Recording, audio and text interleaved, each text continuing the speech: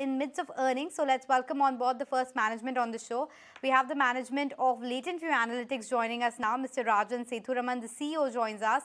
And if you look at the earnings for the company, the revenue jumped up by 10% on a sequential basis. The margin saw expansion of 130 basis points, and consequently, the profit was up 40% on a quarter-on-quarter basis as well. So, Mr. Rajan, that's the first question to you. The revenue has been on an upward trend since past many quarters. What are the sectors that are leading to this kind of traction, and what's the expectation for, let's say, next 12 to 18 months? The technology as a sector continues to be a fairly strong performer for us, right? We have our largest share of revenue coming from the tech sector. And in this quarter as well, we have had growth with some of the existing accounts that we had in tech. We added 5 new accounts this quarter, and that's been across the patch. I mean, we had a new account in media and entertainment. We had a couple of new accounts in the BFSI space, and we had another account, a new account in the CPG space as well. So all these sectors are showing growth. Retail, I would say that conversations have started, but it is still not out of the woods. It has the hardest hit, right, from an economic uncertainty perspective.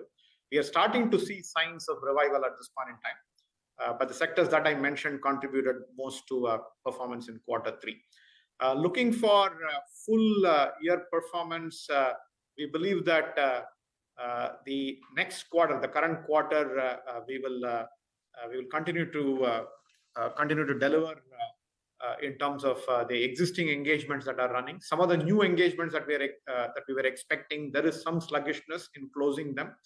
We have completed all of our renewals that typically happen in the November-December timeframe, and that is all done. But new initiatives are getting delayed for 2 reasons. One is just the economic uncertainty. Secondly, there are also larger initiatives that we are in conversations with, and these take a little bit more time just from a sales cycle perspective. So we're expecting that there'll be some impact on account of that, right, as we close out the year. But the medium-term outlook in terms of the next 2-3 quarters, that continues to remain strong, as I said. Right, Mr. Rajan, this is Vinny joining in the conversation as well. You did mention and talk about the demand in the technology vertical. Now, obviously, that forms a large part of your revenue, which comes from that vertical. Do you expect the change in the revenue mix in favor of the other segments like industrial, BFSI, and retail? How do you see it going forward then? Yes, but I would give that commentary more from a 2-year type of a perspective. Technology will continue to be the mainstay even 2-3 years down the line, but we are expecting that a larger chunk of the revenues will come from retail, BFSI, CPG, and industrials. I have mentioned in the past that those are the sectors, especially retail and BFSI. They are the ones that we are focusing on, and we are making substantial investments into the front end as well as capability development. So the expectation is that these sectors will contribute more. Also, we see that in Europe, which is a geography that we are investing in, there is a lot of traction in the retail CPG sectors. So that should also add to the contribution coming from those sectors, right, in the coming quarters. That's good to hear, but let's also talk about your margin profile, because it's come off from the 30% plus levels that we were seeing earlier. Is there any specific headwind that you would want to call out there, and what's the sustainable margin trajectory going forward? Sure. I mean, we have maintained that the range at which we would like to operate in terms of margin is the 25 to 28% range. And in fact, we have exceeded that range for the recently concluded quarter as well, which is a signal that we can make further investments, right, into the front end as well as the accelerator and asset building, right, that's currently underway. That's the range that we are fine with, and any extra margins that we generate beyond that range, we'll be very happy to plow it back into the business to drive growth. So the 25 to 28% guidance that I've given earlier, it continues to stand. Also, Mr. Rajan, your large part of your revenue is actually concentrated in the US with a potential risk now of the recession coming in. There's any slowdown that you're seeing in terms of the demand for your services in the US market? Are companies actually limiting their spends there? Yeah, so the recession sword has been there, right, hanging over people's heads for the last couple of quarters.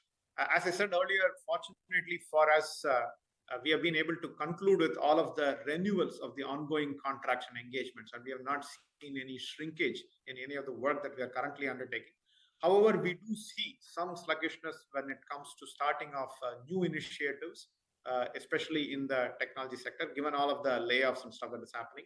But I mentioned in the past that times of recession and uncertainty and budget cuts and layoffs are also the times when which organizations look at offshore and new models of engagement, right, in a substantial fashion.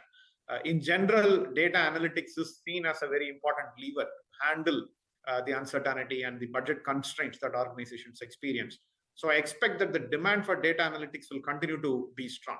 Of course, organizations will do some recalibration and resetting and then look at how they're going to divert funds for the right initiatives. But I believe that given the nature of the initiatives that we undertake, which are aimed at improving the P&L performance of organizations, the demand will continue to be strong in the coming quarters.